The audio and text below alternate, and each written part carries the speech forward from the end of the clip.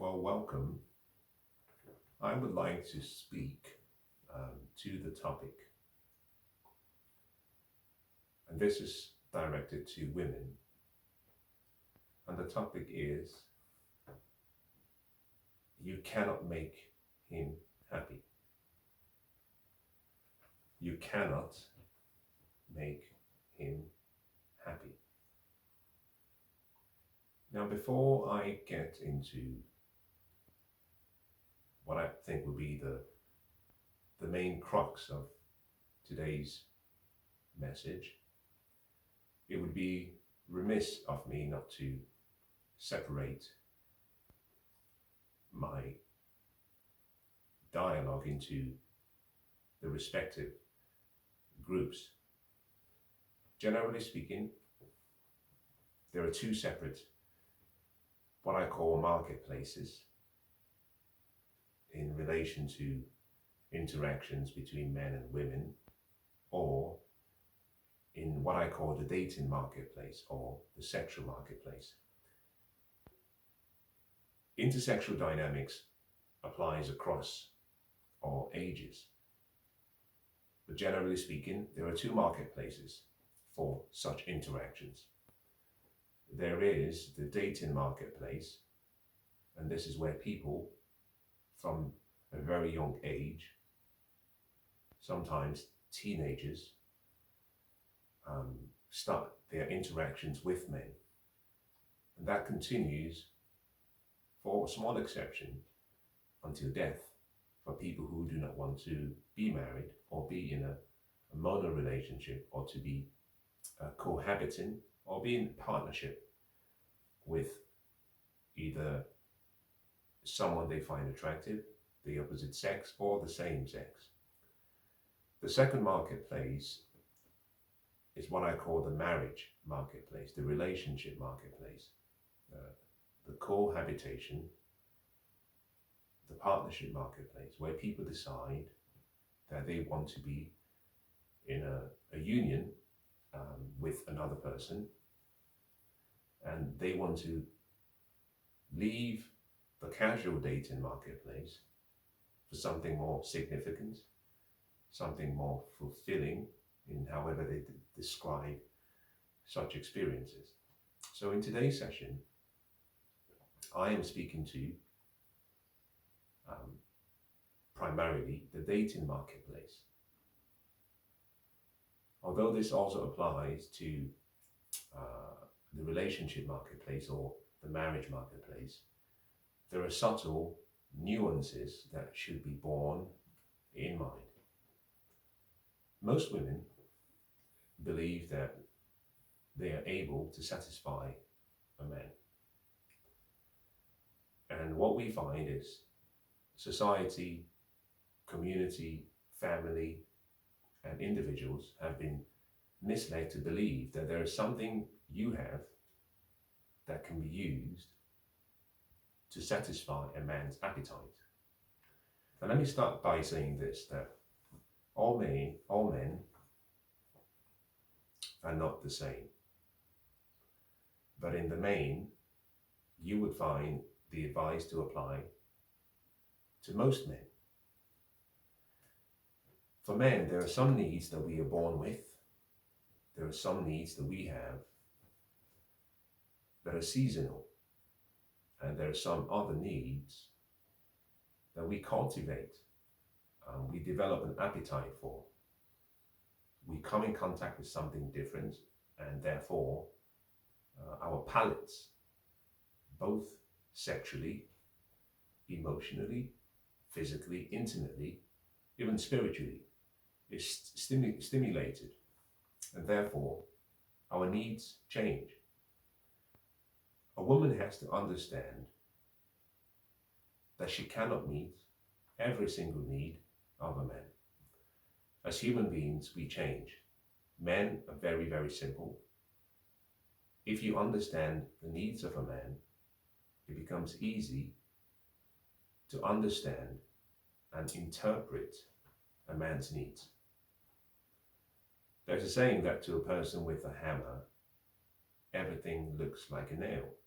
And there is nothing So ignorance is using a blunt tool for the wrong task. From a young age, women believe that it's their responsibility to please a man. What I would like to suggest is that you disregard and you discard such aspirations. Men have an insatiable appetite for sex, an insatiable appetite for variety, an insatiable appetite for more. There is a longing in every man to bring forth something new. And that bringing forth does not have to be something physical. It could be emotional, it could be mental. There's a need for us to create, to pursue, to chase, to be in a form of adventure. And therefore, a woman and one person cannot meet a man's need. In the dating marketplace, we see more of this than we do in the marriage marketplace. The reason being that in the marriage marketplace, men generally decide to make a commitment. And if they are ready for such a commitment, it's possible for their appetite to be contained. In the dating marketplace, we refer to that as being similar to being in a battle, to being in a war. And we know the saying that all is fair in love and war. Sex is war from men's perspective because our desire is to conquer. And we use any means necessary to conquer. And certainly that implies that to the victor, all the spoils will be theirs to accrue. So from the start, irrespective of your age as a woman, you should disavow the calling, the requirement, or even the need that you might have to please a man, especially in the dating marketplace, because you cannot do that alone.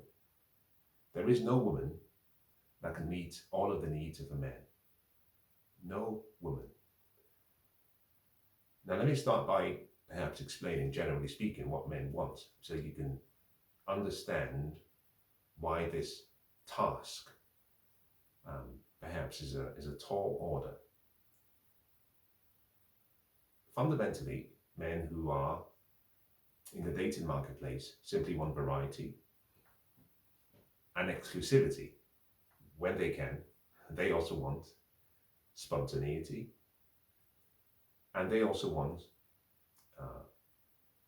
an open approach to dating where they can satisfy their needs as much as they can sexually, and they can have you meet their emotional needs and spiritual needs and physical needs, but in an exclusive way.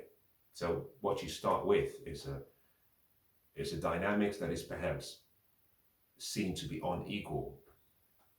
That's what men generally want. We would agree to exclusivity on your part, and the reason we ask for exclusivity is simply because we do not wish to share you with another. It's a selfish task. Women accept that request naively most of the time, believing that such a request, once satisfied, will satisfy the man's appetite. It would not. Now, let me start by saying this so you can understand. In the dating marketplace, variety and sex, generally speaking, that will satisfy a man's appetite in the main. Now, we would accept such variety and quantity irrespective of your behavior, primarily because we do not intend to spend much time with you. So, if you do not have the right attitude, mannerisms, if you have a disposition that is aggressive, adverse to his disposition, we will tolerate that simply because we see sex as war. It's about winning. It's not about retaining you. We want to attract you and win and conquer. We don't care so much about retention or retaining you post sex. Because we want variety and quantity, we want to move from one to the other, or we want to consolidate as many as possible and have them on rotation. And for that reason, it doesn't matter much in the dating marketplace, your behavior, your attitude, your temperament, your values, your baggages, because we have no intention of having you stay for long. For those in relationships or people transitioning into relationships, our needs change. Men genuinely want 3 things. We want sex, which comes as standard, but we want 2 other things. One is servanthood, and the third is we want serenity, we want peace. More than anything, we want peace. At the early stage of our lives, we don't care for peace. The more baggage you have, the more trauma you have, the more self-esteem issues you have as a woman, the exciting it becomes for us, because sex becomes exciting. Your brokenness is capitalized and used to meet our pleasures. We don't have to fix you, so we don't care so much for your brokenness. If we are in a relationship with you, however, now we have a responsibility to fix you or to join you in that sorrow or pain. And therefore, most men would avoid women who are of such dispositions and settle or accept people who can bring them serenity, tranquility, peace, calmness, inspiration, motivation. Women who can provide servanthood in whatever form that comes, whether that be servanthood towards my vision, my purpose, my mission, servanthood towards the greater goal of the institution of marriage. We both serve in the institution, or servanthood from the perspective of physical serving, meaning having those traditional traits, your ability to provide the necessary roles or play the necessary parts in the role of mother, lover, carer, someone who can cook, someone who can look after the family. Because most men, generally speaking, if they find themselves in the second category or the the relationship marketplace, believe that it's necessary to procreate. So we're looking for people who have a servant's spirit, someone who can serve, someone who can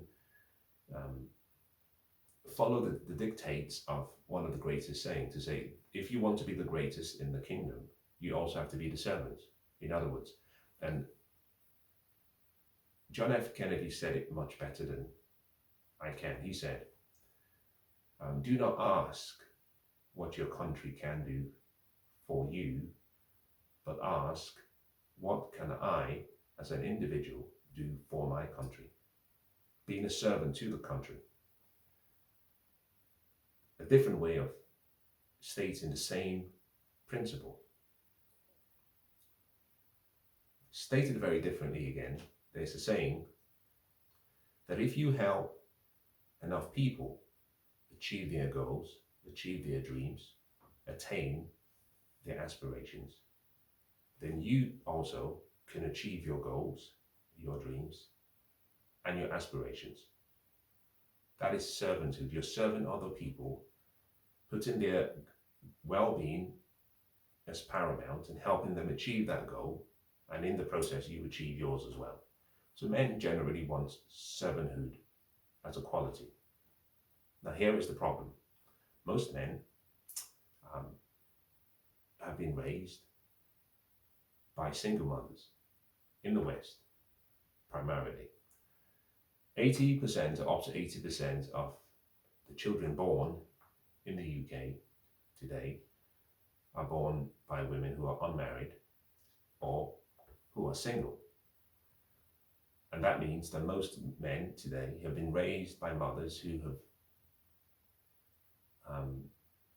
created a wall of protection around them, where the mother becomes the one who serves all of his needs: provider, protector, nurturer.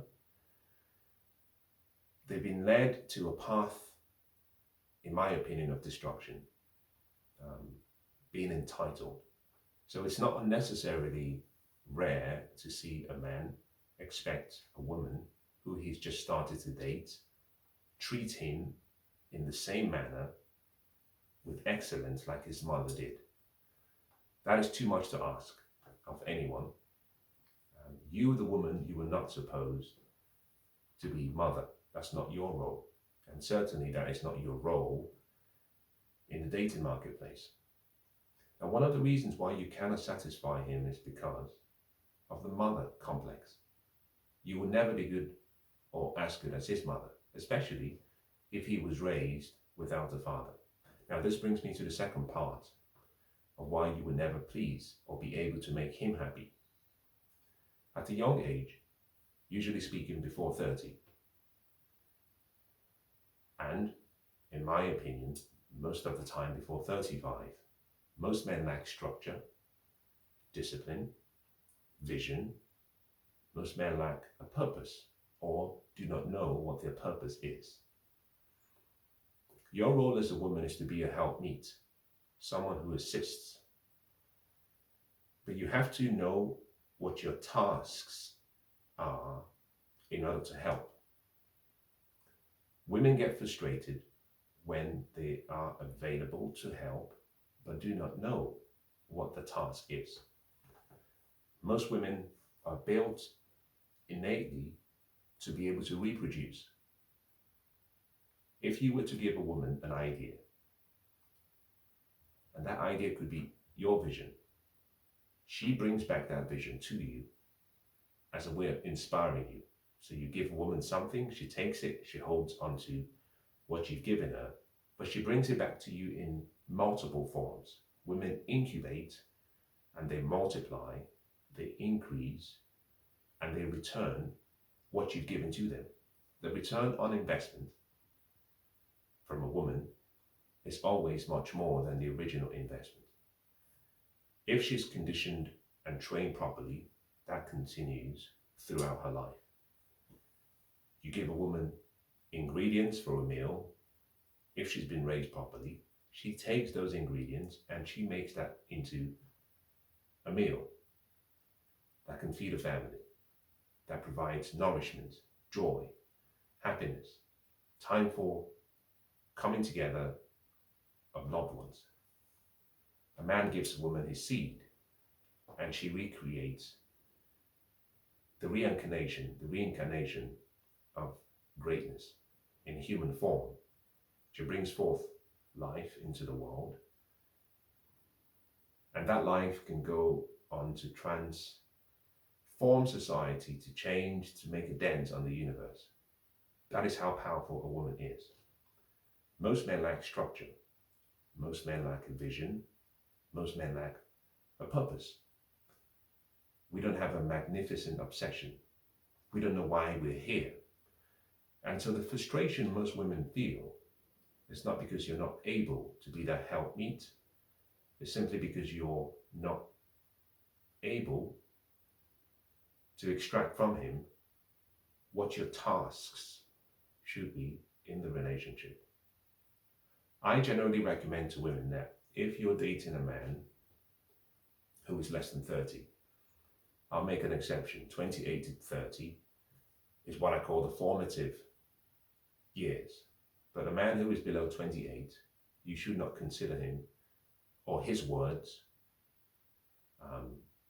to be the direct message or word for which you sacrifice your life and your existence and your future on.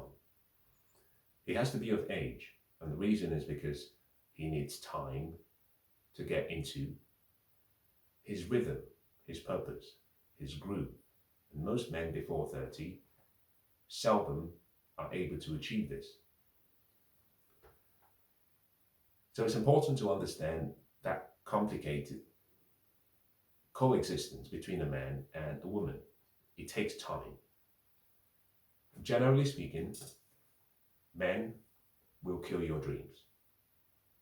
Relationships will kill your dreams, especially if the man in question has been chosen prematurely at the wrong time, and if the relationship is entered into prematurely and also at the wrong time. Therefore, you will never be able to make him happy. The reality is that you will sacrifice on the altar of his manhood your dreams, your goals, your future, your happiness. And in the short run, you will feel that you have convinced him and you've won him over. In the long run, you will find that you were naive. Now, this brings me to the concept of what I call the balance of power.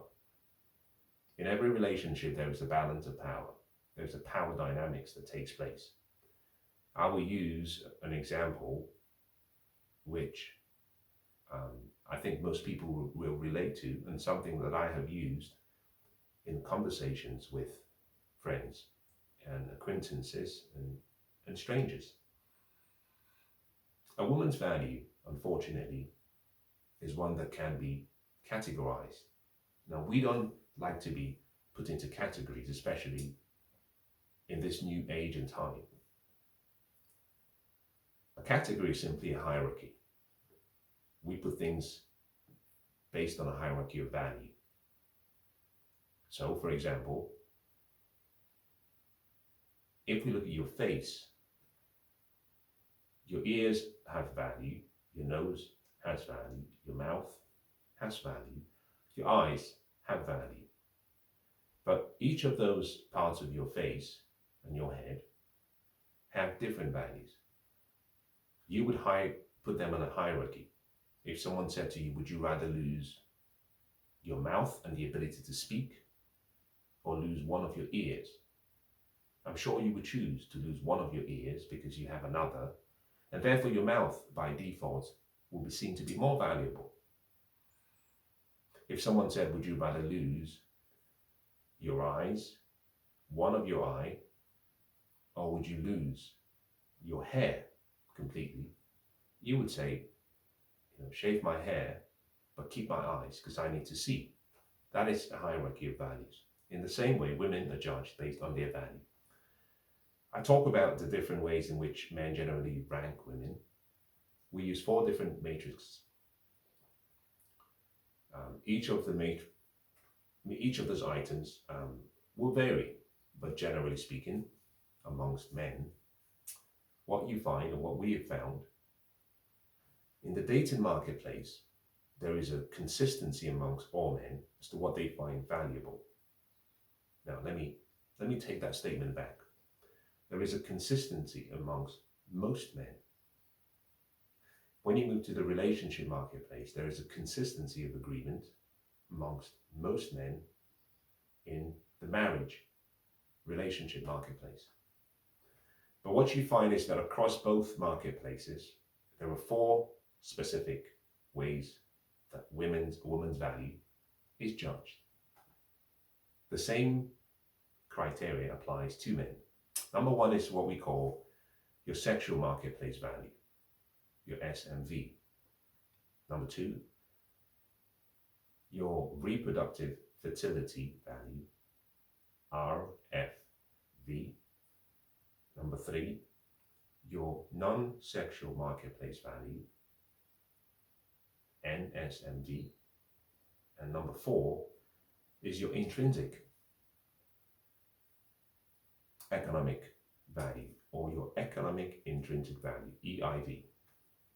4 separate ways through which we rank. Men rank women. In the dating marketplace, which is more casual, so for men between 18 and 35, generally speaking, although the numbers and the age will go beyond or begin earlier. What really matters to men is your sexual marketplace value, just one, the first, because we judge you based on your beauty, youth, attractiveness. Effectively, it's very physical. It's just all about what we see. Because men generally want sex, what we care about is that you're sexually active and you are attractive. Matter of fact, men will settle for anything when it comes to having sex. The question is, do I find you attractive? As men transition, so in the dating marketplace, we care less about your behavior, your attitude, your mannerisms, whether you can have children, and how much money you have, because all we want is sex. As we transition into the relationship marketplace, what matters is your sexual marketplace value. And for men specifically who want to have children, your reproductive fertility value comes second. And number three, your non-sexual marketplace value. In other words, we want you to be attractive. We want you to bring forth life into the world for us. And we want to get along with you. The fourth, which is your economic intrinsic value, is of no relevance, generally speaking, to men who are in the second group, because such men, if they're above 35, should be able to provide for both parties and the family. Now, what this means is, in the dating marketplace, which most people are in, 80% of people today, women particularly, and men, are not getting married. If you exclude Generation X, and you exclude the baby boomers, and you exclude the generations before, what you find is that amongst Generation Y, the millennials, Gen Z, people are not getting married these days at the same rates as we did in the past. Therefore, most people are staying in the dating marketplace more than they are in the marriage relationship marketplace. Well, certainly not at an early stage. We've delayed that date when we get married. The average age in the UK for marriage for women is 35. In the 1940s, it was 24, between 23 and 25. And what this simply means is that it matters more to men what you look like physically, because most men really don't want to have kids, because we see no benefits to marriage and we see no benefits to starting a family. So all we care about is satisfying our intrinsic primal need, which is sex. The reason I say you cannot make him happy is because that appetite for sex is ever increasing. We lie about what we want, and we will lie to your face.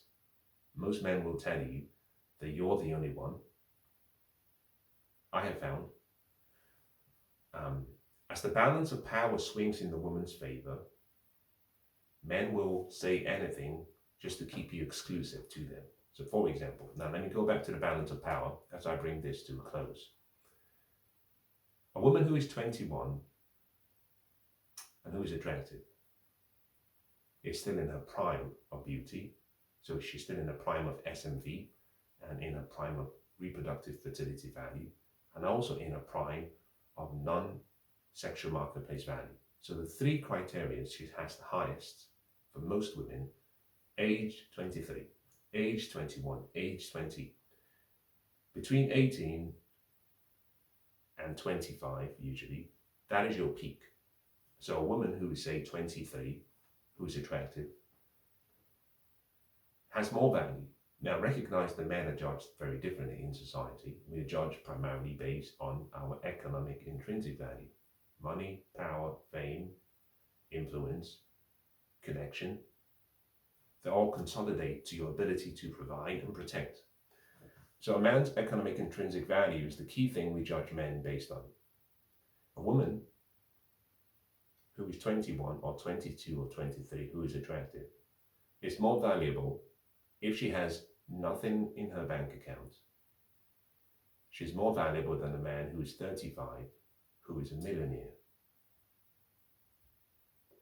The balance of power is in the woman's favor, which is why most men, and historically from the books of antiquities, people would pay a ransom, a fortune, for what we call the virgin's price. Because we understood that a woman who has not been touched, who has not shared her body, her womb, intimacy with another man, had the highest value. Now, what this means is, the younger you are as a woman, you have to be very careful about giving your value and sacrificing your value just to please the man. Because what tends to happen is, over time, the balance of power will shift. As we age, our ability to earn more increases, and therefore our value increases. As the woman ages, her ability to earn should increase, but because we do not care about your earning potential, we care about your attractiveness and your youth, the woman's sexual marketplace value and reproductive fertility value decreases. So, over time, women lose value in the sexual marketplace or in the relationship marketplace. A man gains more value. The more men earn, the more we have the opportunity to choose. It means that the more we have, the more we can attract. A man always has the quality and the caliber of woman he can attract with his wealth or with his money, power, influence, fame. A woman always has the quality of man she can attract with her youth, beauty, attractiveness. That's the war game. Women make the mistake of sacrificing and trying to please the man by giving up everything they have, which is an advantage, to a man who is not deserving or who is not ready for such a sacrifice. So my advice to you is, do not sacrifice on the altar of a man your dreams, your goals, and your pursuits. Always keep yourself first. The first thing and the most important thing in your life should be yourself.